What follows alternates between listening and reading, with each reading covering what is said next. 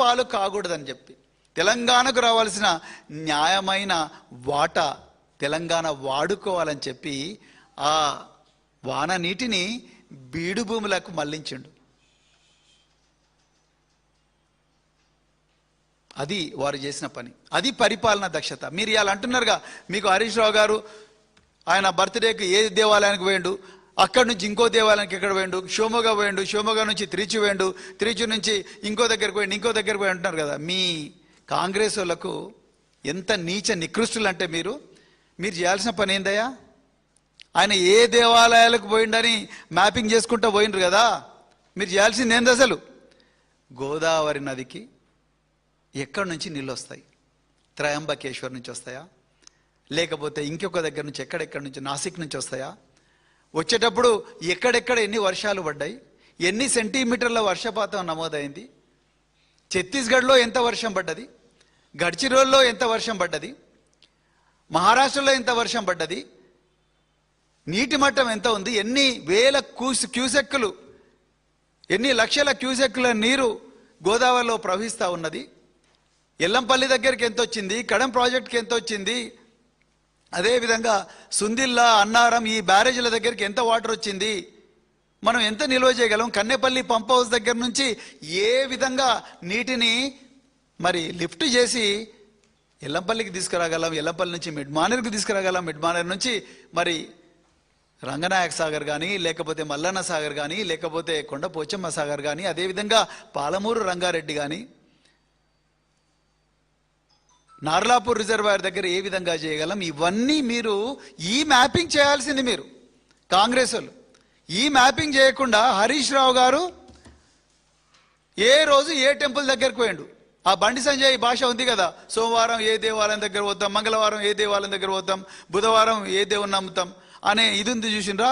మీరు కూడా ఆయన మీరందరూ మిలాఖత ఇగో హరీష్ రావు గారు ఏ దేవాలయం దగ్గరికి ఎప్పుడు పోతున్నారు? ఎందుకయ్యా నీకు ఓటేసింది ఎందుకోసం? ప్రజలు నీకు ఓటేసింది ఎందుకోసం? గాంధీ భవన్లో కూర్చొని ఈ క్షుద్ర పూజల గురించి మాట్లాడమనా? ప్రజలకు అశాస్త్రీయమైన భావన పెంపొందించే విధంగా మాట్లాడమనా? ఒక నాయకుడి ప్రజాస్వామిక హక్కును, రాజ్యాంగబద్ధమైన హక్కును అతను రాసుకుంటా ఉంటే, అతను చేసుకుంటా ఉంటే దాని గురించి మాట్లాడమనా మీకు ప్రజలు ఇచ్చింది? ఎలా హరీష్ రావు గారు ఆపోజిషన్లో డిప్యూటీ ఫ్లోర్ లీడర్ కాకముందు నుంచి కూడా ఆయన ఎన్ని స్కాములు బయట పెట్టిండు? ఎవరి కోసం బయట పెట్టిండు? తెలంగాణ ప్రజల సంపదను మీరు రాబందుల్లాగా, పందికొక్కుల్లాగా నిర్లజ్జగా దోచుకుంటా ఉంటే, ఇక్కడ ఇదే వేదికగా ఎన్ని స్కాములు బయట పెట్టిండు? Singareni site visit scam, Singareni coal stock scam, Singareni solar scam, Singareni diesel scam, Jaipur power plant scam, అదేవిధంగా హ్యామ్ రోడ్స్ కుంభకోణం, సివిల్ సప్లైస్ కుంభకోణం, గురుకుల టెండర్ల కుంభకోణం, యంగ్ ఇండియా పాఠశాలల కుంభకోణం, ఆర్టీసీల కాంట్రాక్టుల కుంభకోణం, పీజీ మెడికల్ సీట్ల కుంభకోణం, కొత్వాల్ కూడా అదేవిధంగా వటినాగులపల్లిలో పొంగులేటి శ్రీనివాసరెడ్డి కుంభకోణం, నాదర్గుల్ భూముల కుంభకోణం, మైక్రో బ్రూవరీ కుంభకోణం. ఇన్ని కుంభకోణాలను ప్రజల ముందర పెట్టి ప్రజల సంపదను రాబందుల్లాగా మీరు పట్ట పగలే నిర్లజ్జగా రాజ్యాంగానికి వ్యతిరేకంగా దోచుకుంటా ఉంటే, ప్రజలను జాగృతం చేయడానికి రాత్రింబవళ్ళు శ్రమిస్తున్నాడు హరీష్ రావు గారు. ఆయనను పట్టుకొని మీరు క్షుద్ర పూజలు అంటారా? నిజానికి ఈ రాష్ట్రం మీద క్షుద్ర పూజలు అంటూ ఉంటే, ఈ రాష్ట్రం మీద క్షుద్ర పూజలు చేసింది మీరు, ఈ రాష్ట్ర ప్రజల మీద బాణామతి చేస్తున్నది మీరు. అవన్నీ ఉంటే తుక్కుగూడ సాక్షిగా, చేవెళ్ళ సాక్షిగా, కామారెడ్డి సాక్షిగా, వరంగల్ సాక్షిగా, సరూర్ నగర్ సాక్షిగా కోట్లాది మంది తెలంగాణ ప్రజల మీద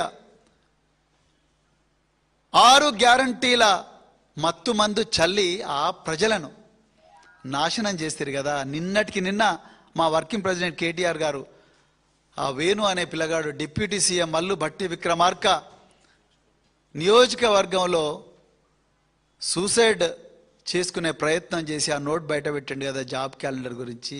ఇంత ఘోరంగా మీరు మోసం చేస్తే మీ మోసాన్ని ప్రశ్నించిన ఒక డెప్యూటీ ఫ్లోర్ లీడర్, ఒక తెలంగాణ పోరాట యోధుడు అయిన హరీష్ రావు గారి మీద మీరు క్షుద్ర పూజల అభాండాలు ఎట్లా వేస్తున్నారు? అసలు మీకు దమ్ముంటే చర్చకు రండయ్యా.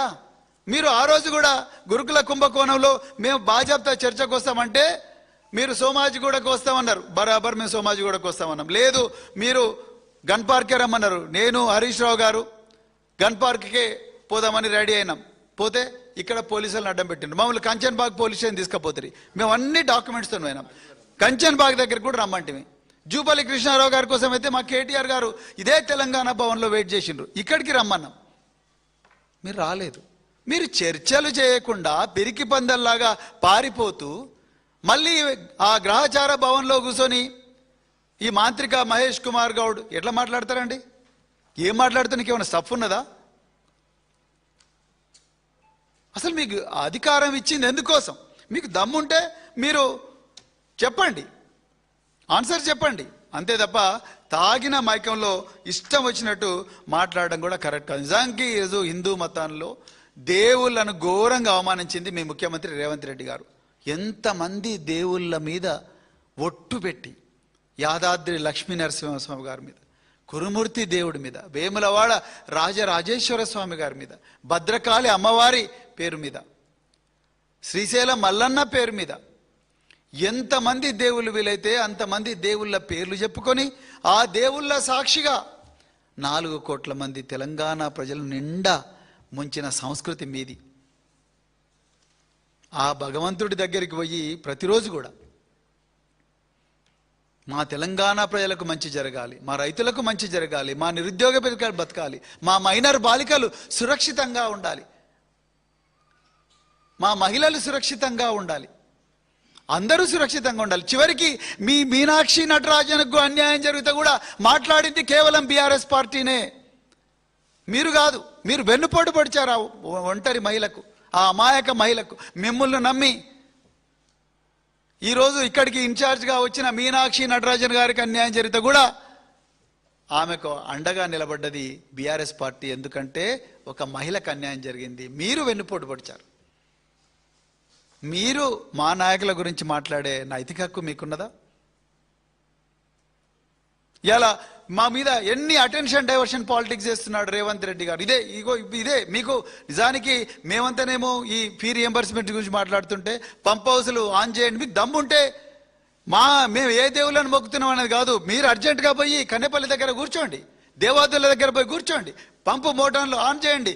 హరీష్ రావు గారు అన్నారు కదా, మీకు ప్రజల మీద ఏమాత్రం ప్రేమ ఉన్నా మీకు చేత కాకపోతే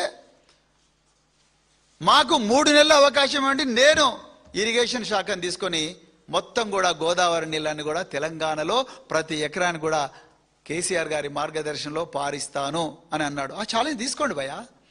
అది చేత కాదు, ఆ గ్రహచార భవన్లో కూర్చొని మీరు శుద్ధ పూజల గురించి మాట్లాడడం చేస్తున్నారు. ఎందుకంటే రేవంత్ రెడ్డి స్క్రిప్ట్ ఇచ్చాడు. ఫోన్ ట్యాపింగ్ ఏమైనా అర్థం ఉందా, పర్థం ఉందా? చట్టబద్ధంగా